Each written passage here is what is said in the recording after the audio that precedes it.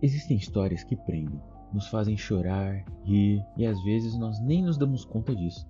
Outras histórias podem até ser ruins, ter falhas, buracos em sua lógica, mas ainda assim nos deixam engajados nela.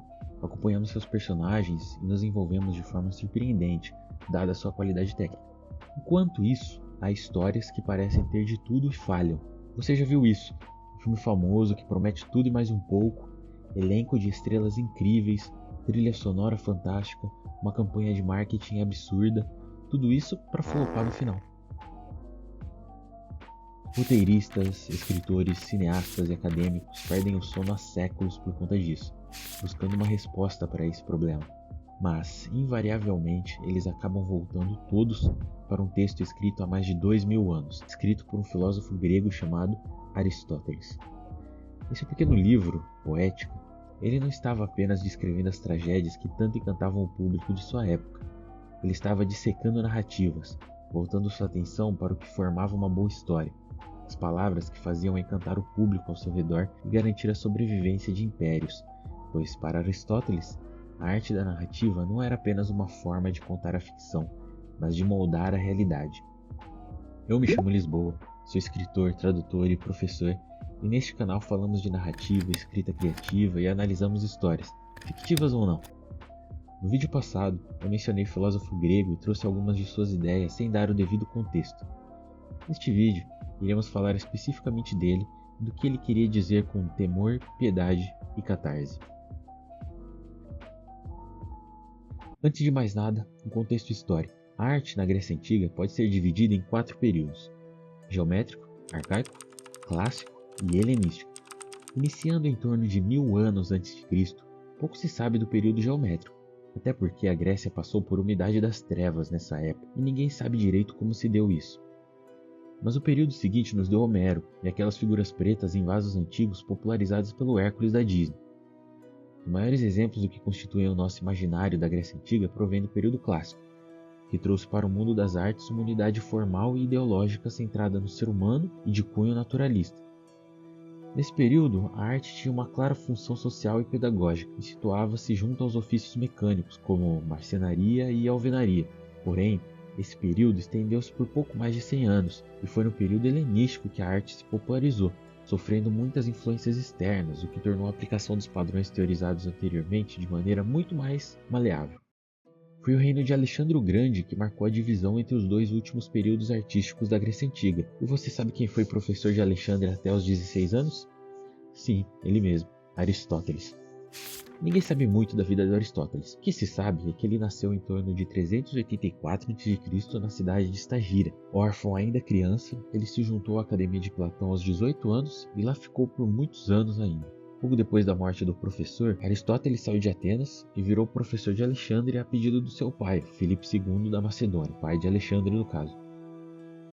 Em torno de 1/3 da sua produção sobreviveu ao castigo do tempo, por causa dos muçulmanos, que o chamavam de primeiro professor, e é através deles que conhecemos a sua obra, a qual muito influenciou a filosofia medieval, especialmente por conta de São Tomás. Aristóteles é chamado de o primeiro cientista também, porque sua obra abrange uma vasta gama de matérias, das ciências naturais às ciências exatas, da filosofia à economia, da política à arte, e é nesse último ramo que vamos nos ater nesse vídeo. A Poética de Aristóteles é a primeira obra focada em teoria literária, pelo menos do que sabemos. Nela, o filósofo aborda a arte teatral e elenca os seus elementos na seguinte ordem de importância: mitos ou enredo, ethos ou personagem, pensamento ou dianoia, linguagem ou lexis, música ou melos, melopoia, encenação ou ópsis.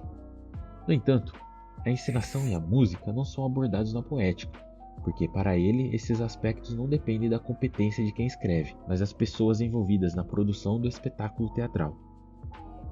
O mitos é a alma da tragédia, é a organização dos eventos, a estrutura lógica que dá sentido a tudo, basicamente é o esqueleto da história. Já o personagem é chamado de ethos, e se essa palavra te soa familiar não é por acaso, é a origem de ética, e aqui está um dos pulos do gato de Aristóteles.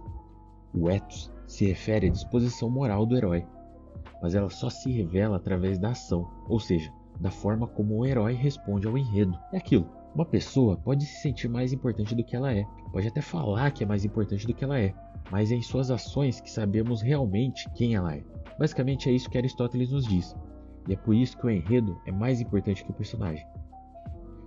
Aristóteles chega a comparar o enredo aos contornos de uma pintura e o personagem às cores. As cores são bonitas, mas sem o contorno você não tem uma imagem. O enredo é o que garante a unidade da narrativa, um começo, um meio e um fim. Inclusive, são essas três partes que formam necessariamente a narrativa, de acordo com Aristóteles. Com isso, ele quer dizer que o início da história não pode pressupor fatos ou eventos desconhecidos.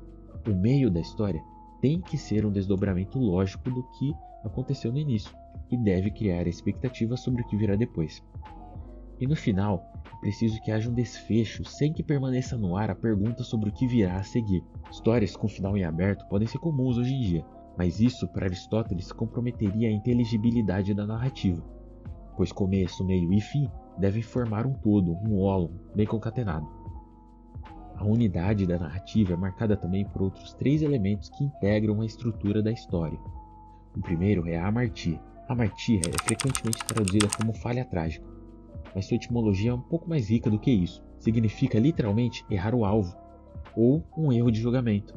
Não é necessariamente um defeito moral, mas uma ação tomada na ignorância ou por um lapso.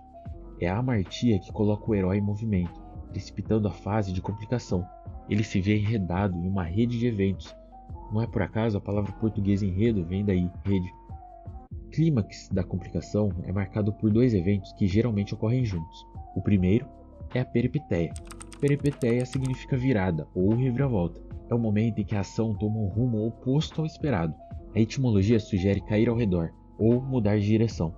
É o famoso plot twist que inverte a sorte do herói. E por fim temos o reconhecimento ou anagnórisis. É nesse momento que o herói passa da ignorância ao conhecimento. A etimologia é clara. Ana significa de novo, mais gnórisis, conhecimento. É o momento em que a verdade é revelada, muitas vezes sobre a própria identidade do herói ou sobre a natureza do seu erro. A peripeteia e a anagnórisis juntas marcam a transição para a resolução da história. A virada inverte a ação e o reconhecimento dá um novo sentido a tudo o que aconteceu. O objetivo de toda essa estrutura é provocar uma reação no público. Finalmente chegamos ao objetivo final de toda a narrativa: criar temor, piedade e catarse.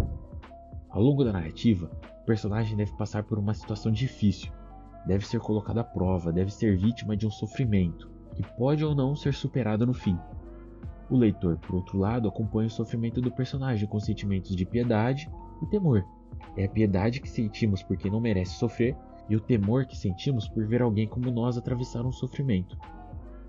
Ao final da narrativa, a superação dos sentimentos de piedade e temor que o leitor experimenta relativamente aos percalços do herói deve dar lugar a um terceiro tipo de sentimento, a catarse. Catarsis em grego significa purificação ou purgamento. Ao final da tragédia, a superação do pathos nos leva a uma liberação emocional. É o efeito terapêutico da arte, que nos purga do excesso de piedade e temor. Para ilustrar essa estrutura, não há exemplo melhor do que a tragédia que Aristóteles tinha em mente, Édipo Rei, de Sófocles. Quando Édipo nasce, um oráculo diz ao seu pai, o rei Laio, que o seu filho crescerá para matá-lo. Laio prende os tornozelos do menino e ordena que a sua mãe Jocasta o mate. Tudo isso forma a amartia. Mas tem mais. Ao invés de matá-lo, Jocasta o deixa exposto numa encosta da montanha, onde é encontrado e criado por uma família de pastores. Anos mais tarde, o oráculo de Delfos diz a Édipo que ele está destinado a matar o seu pai e casar com a sua mãe, algo que ele deseja desesperadamente evitar. Acreditando nisso, Édipo deixa Corinto e vai para Tebas, a fim de fugir de seu destino.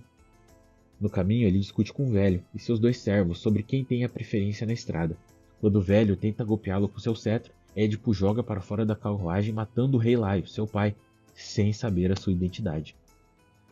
Tebas, naquele momento, estava passando por uma perturbação social, um fato muito importante quando Édipo chega. Uma esfinge está matando e comendo os tebanos que não conseguem responder ao seu enigma, aterrorizando a cidade. Édipo resolve o enigma e, como recompensa, recebe o trono de Tebas e a mão da rainha, Jocasta. Isso constitui a peripeteia. No entanto, não podemos esquecer que isso é uma tragédia. E mais tarde, Tebas é devastada por uma praga, e Édipo envia Creonte, irmão de Jocasta, ao oráculo de Delfos, para descobrir como ela pode ser detida. O oráculo diz que a cidade está religiosamente contaminada pelo assassino do rei Laio não ter sido punido. Um pouco mais tarde na história, Édipo descobre que Jocasta é sua mãe, enquanto entrevista uma testemunha para descobrir quem pode ter matado o rei. A testemunha é também o pastor que recebeu Édipo quando era bebê e conhece sua verdadeira identidade. A anagnórisis é brutal. Jocasta percebe primeiro e tenta sem sucesso fazê-lo interromper a entrevista. Como resultado, ela se enforca, e Édipo, transformado no bode expiatório perfeito para a crise que atravessa a cidade, fura os próprios olhos. Este é o pathos, o sofrimento máximo, mas que traz a catarse ao público, pois desde o começo o público sabia da verdade, portanto, aguardava ansioso o destino de Édipo ser concretizado, pois ninguém pode fugir de seu destino. A história de Édipo ainda revela algo mais profundo da humanidade, a natureza mimética dos seres humanos, pois Édipo não consegue deixar de imitar o próprio pai, ainda que o evite. Mas é principalmente uma história de como, em tempos de crise, a origem dos problemas se dissolve e a sociedade buscará para sempre algo ou alguém a quem culpar e expurgar da sociedade o mal. Posteriormente, em outra obra, Édipo é até mesmo reabilitado como semideus. Mas eu divago. Esse vídeo é sobre estruturas narrativas e a estrutura que Aristóteles delineou em sua obra acabou se tornando esqueleto para muitas obras que viriam depois. Como já mencionado, o mundo árabe salvou a obra de Aristóteles e um de seus principais filósofos, Averroes, adicionou uma dimensão moral à poética, aliando a tragédia com a arte do elogio e a comédia com a sátira. Já na Europa, obras como Troilo Crescida de Chaucer e a Divina Comédia de Dante usaram em maior ou menor medida as definições aristotélicas do que constituía uma boa narrativa.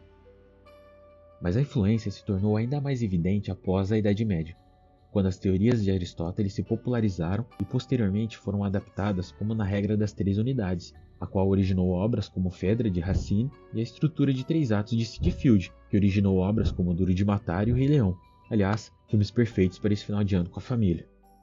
Porém, a influência de Aristóteles é uma história para outro vídeo, outra oportunidade. Por enquanto, deixa o like, se inscreve no canal, dá uma hypada se você estiver pelo celular e me segue lá no Substack, onde eu posto meus contos com alguns desenhos meus todos os meses. Por hoje é só e até a próxima. Falou!